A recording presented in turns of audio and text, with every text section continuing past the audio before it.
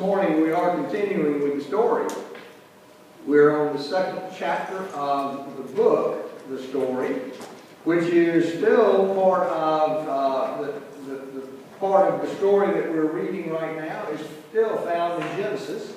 So I'm going to read from the book, the story, right here, the Bible, which will be from the 22nd chapter of Genesis. Now, we've got verses 1 through 19 listed. I'm not going to read all 19 verses. I'm going to start with verse 9, but let me bring you up to where verse 9 is.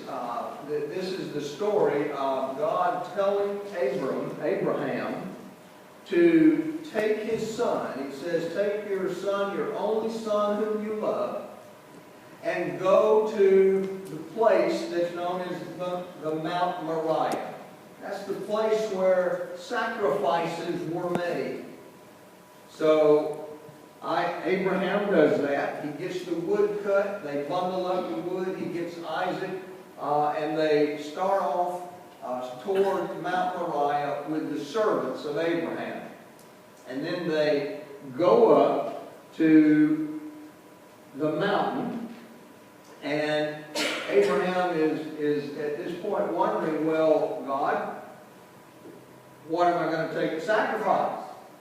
What is it that I need to bring with me to sacrifice? And the answer is from God, that God will provide. I will provide. So Abraham follows God's words, and then we'll pick up at verse 9. When they came to the place that God had shown him, Abraham built an altar there and laid the wood in order. He bound his son Isaac and laid him on the altar on top of the wood. When Abraham reached out his hand and took the knife to kill his son, then Abraham reached out and took the knife to kill his son. But the angel of the Lord called to him from heaven and said, Abraham, Abraham. And he said, Here I am. He said, the angel said, Do not lay your hand on the boy or do anything to him. For now I know that you fear God, since you have not withheld your son, your only son, from me. And Abraham looked up and saw a ram caught in the thicket by its horns. Abraham went and took the ram and offered it up as a burnt offering instead of his son. So Abraham called that place, The Lord Will Provide. As it is said to this day, On the mount of the Lord it shall be provided. This is the word of the Lord. Well, in the story, the book, the story, the chapter 2 that we have read this past week is the story of the Patriarchs and Matriarchs. We've got 3 patriarchs that are sometimes referred to, these stories are sometimes referred to as the cycles of Abraham, Isaac, and Jacob. They're stories. They're the epic saga of the patriarchs, the heroes. Now, the literary genre, epic saga, could be defined as this. First of all, saga is a story about a hero. It's the legends and tales and stories that are collected about a hero of the faith, of a country, of a tribe. And epic means it's a big story. It includes more than the one life of one hero. It includes the lives of more than one hero. In this case, it's an epic saga that includes the lives of a father, a son, and a grandson.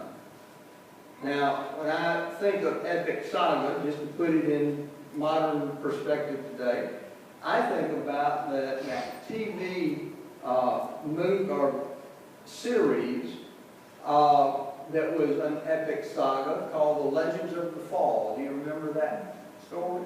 Yeah, it was great. It was done, well, I think Wyoming is where it was filmed. It was just this great big story. In that case, it was the story of a father and 3 sons. But it was the story of the heroes of the West, you might say. So that's an epic saga. and we have the stories of Abraham, Isaac, and Jacob. And in these stories, we find out something about them, but we find out more about ourselves as we read these stories. Now, in the beginning of the stories in the Bible, it starts in the end of chapter 11 of Genesis and the first few verses of chapter 12 of Genesis. We find a man named Abram is called by God to leave his country, to leave his father and his country, and go to a place where God will show him.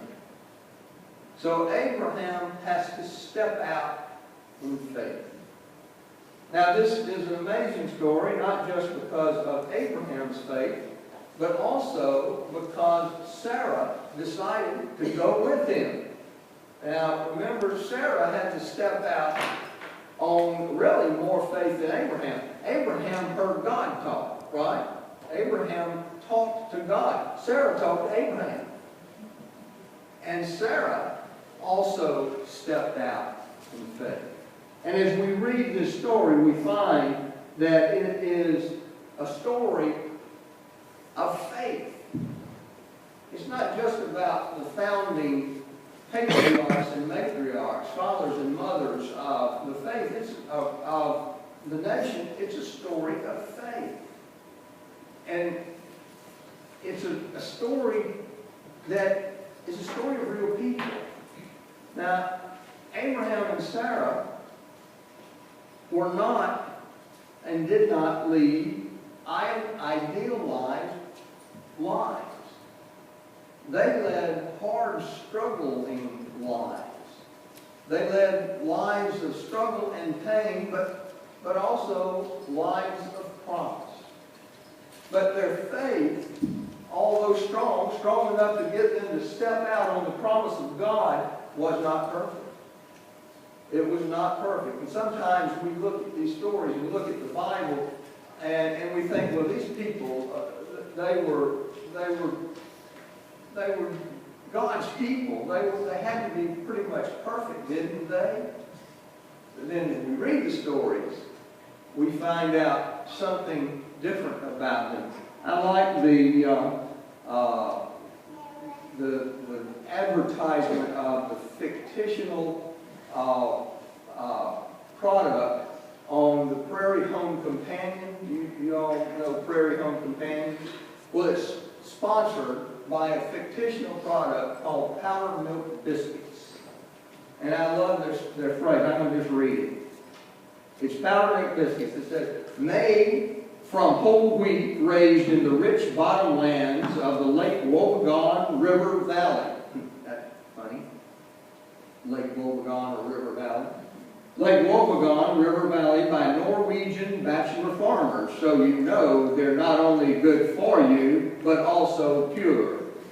Mostly.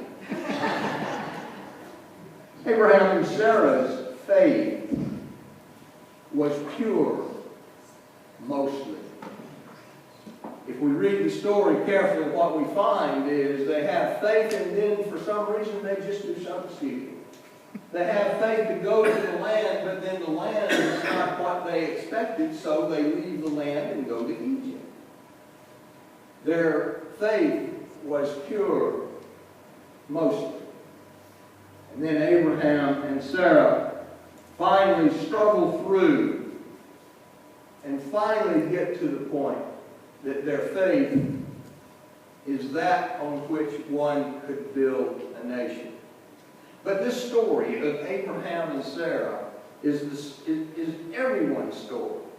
It's your story, it's my story. It's the story of everyone who has struggled with their faith, who has struggled with life, who has struggled with what God calls us to be. It's certainly a story that resonates well with Becky and me. I can remember years ago, as we were struggling with our call into the ministry, and I really felt akin to Abraham because I found that as I talked with God and felt like God was calling me, Becky was talking to me and had to step out on that faith, just like Sarah. But we were, as we were moving through this decision-making process, the story of Abraham and Sarah became very, very important to us. And one Sunday, we go to church at First Pres, our home church, First National, and we were sitting about 3/4 of the way back in the sanctuary on the pulpit side. We were sitting in front of Barrett and Mary Sutton. Some of you may know the Suttons, and they have known them. And that Sunday, the sermon was about the call of Abram and Sarai. The first few verses in chapter 12 of Genesis. And as we were sitting there, it was an emotional experience for us to hear that sermon as we're struggling with this call in our lives. And at that point in time, I was something like 41, 42 years old. And I was not the 75 years of Abram, but older than most who are called into the pastoral ministry. And we're sitting there in this pew, and I'm having what our family calls a wave. Let me explain a wave. A wave is when you are having an emotional experience, and it just sort of comes over you like the waves in an ocean. And usually when I'm having a wave, I'm sitting there and it's hard for me to speak. I just get emotional and just kind of tear up. Now, when it's really bad and I just burst into tears, we call it a tsunami. This was a wave. And I'm sitting there and I look at Becky and I see she's having a wave on the borderline of a tsunami. She's not sobbing yet, but she's really fighting back the tears. And so we sit there through this service, through the rest of the service, and then as the last hymn has been sung and everyone is listening to the benediction and then about to leave, we sit down in the pew for just a moment to compose ourselves. And Mary Sutton, whose son later in life had gone back to school and became a pastor himself, Mary Sutton leans over to Becky and says, "You all aren't thinking about going into the ministry, are you?" And of course, at that point, we just sort of melted in the pew. So this story is very near and dear to our hearts. We resonate with this story well every time we hear it. It's an emotional experience for both of us. Abraham and Sarah's story is everyone's story. The text this morning is part of that story. The text is set at the point in time after Abram has had the name change from Abram to Abraham. It's after he's been called. Of course, we learned that he was about 75 years old when God called him to be the father of a great nation. The irony of that is Abraham was 75 years old. Sarah would have been 65 years old, well past the age of having children. They're called to be the parents of a great nation and have no children. So Abraham did indeed step out in faith. But as they go through their life of faith, as we read the story about their faith, although mostly pure, they do have a child. Actually, Abram has two children. He has Ishmael first, who ends up being dismissed from the tribe, but becomes the father of another nation, becomes the father of the Arabian nation. And then The second child that Abram and Sarah have is Isaac.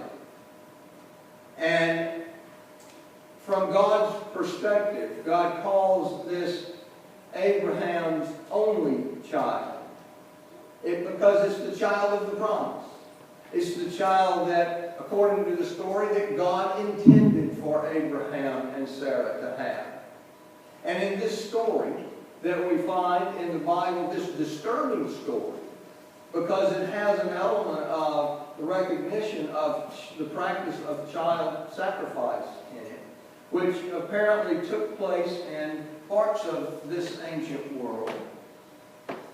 We find that God calls Abraham to sacrifice the most important thing in his life. God calls Abraham to bring Isaac, his only son that he loves, to the mount where sacrifices are made. Now, on the journey, Abraham had to have some idea that he was being called to do something he didn't want to do, because God did not tell him to bring an animal to be sacrificed. He knew, Abraham would have known, that a sacrifice required the best animal in the herd, the most pure animal in the herd. The almost perfect animal in the herd would have been required to be brought to make the sacrifice. And yet the only thing that Abraham was bringing, the only possession that he had, that he was bringing, was his son, Isaac, his only son, the son he loved. So Abraham follows God's instructions, takes Isaac up to the top of the mount. And the text at the beginning, let me just read the first verse of chapter 22.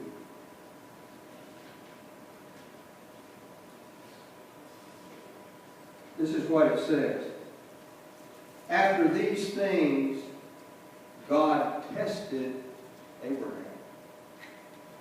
After these things, all these things that Abraham and Sarah had gone through in their lives, after all those things, God tested Abraham. And he said to Abraham to bring Isaac to this mount. Your son, your only son, whom you love, the most precious thing in your life, bring this to be sacrificed. Now, I look at that text and I think, first of all, what kind of God would test someone like this? What kind of God tests you? And then I think, what kind of God would ask anyone to make that kind of sacrifice? To sacrifice a child, a living being. And then I think, well, there's more than one kind of test. There's, of course, a test that, like God is doing Abraham, if that indeed is what God's plan is, to test Abraham to see how loyal Abraham is to God. And then I got to think, well, there are other kinds of tests, too. There's not just a test that you pass or fail, that you are either in or out, that you're either the one or not the one. There are many other kinds of tests. There's an IQ test. It's a test to see something about your intelligence. It's a test that helps the one who is taking the test understand what that one's capabilities are. Now, I've known parents over the years that have had their children tested. Not only just IQ tests, but tests to determine what talents and gifts that they have, so that they can better parent that child. And you might say, well, that sounds like a tiger mom or dad that is trying to push their children to be successful. And that's not at all what the parents that I've talked to over the years are concerned about. They're concerned about helping their children become all they can become, to be who they are. So that's one kind of test. There are other tests. There are medical tests that we take today. Not to prove to the doctor anything, but to help us. To help us determine if there is something that needs to be attended to. There's blood tests and all kinds of other fluid tests. There's x-rays. There is let's see if I can remember it, the computerized axial tomography test, that one, the CAT scan. That helps us determine what might be needed in our lives to heal. Talking about all those tests reminds me of a story about a woman who had a pet squirrel, who brings her pet squirrel into the vet's office, and by all appearances, the pet squirrel is dead. And she lays the pet squirrel on the examination table.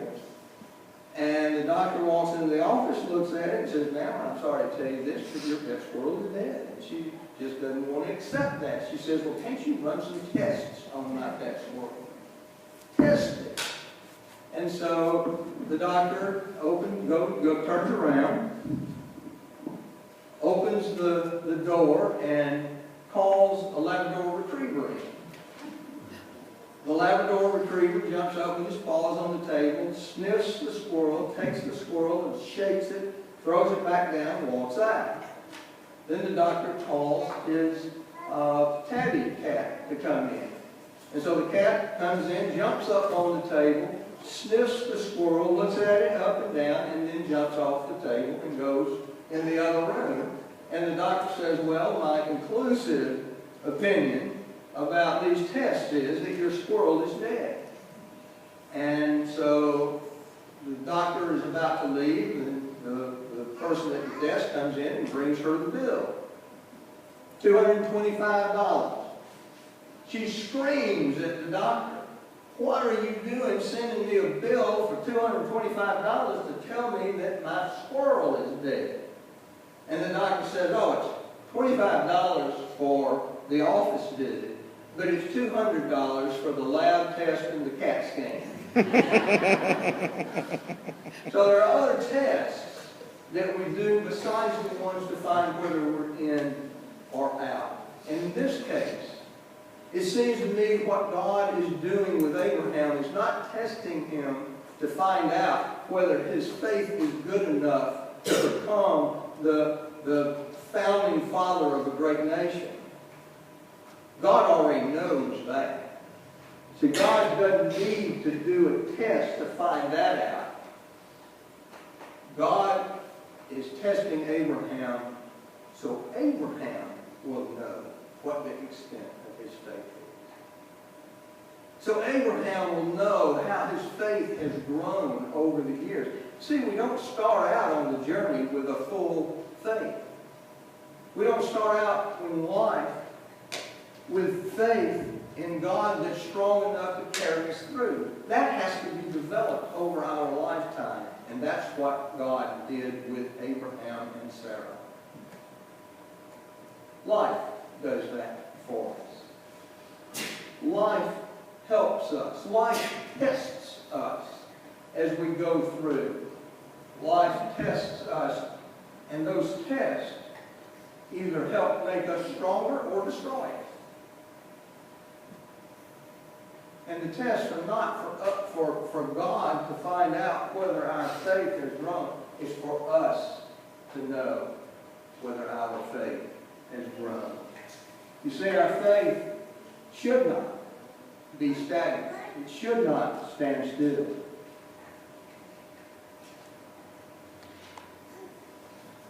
You know, there's a saying that I'm sure you all have heard that says, "What doesn't kill you is going to make you stronger." That's the kind of test that I think that God was giving Abraham. And Abraham realized, as we realize, when we meet these tests, and I'm talking about not great tests like sacrifice your child. I'm talking about things like when you see your boss abuse an employee, do you turn your head and say nothing? Or do you stand up to your boss? If you stand up, you could lose your job. Or when a friend tells a joke that contains a racial slur, do you stand up and say to your friend, no, that's not acceptable? If you do, you might lose a friend. Or in your own life, when you see your neighbor doing something that is not right, do you stand up and you confront your neighbor? You might lose a neighbor if you do. See, those are the kinds of tests that we are given on a daily basis. And each time we're confronted with that decision, we are either grow stronger or we grow weak. It either helps us mature or it starts to chip away at our character, at our faith, at our value system. I urge you this morning that in those small tests of life, that you remember the story of Abraham and Isaac. And remember the story of how Abraham's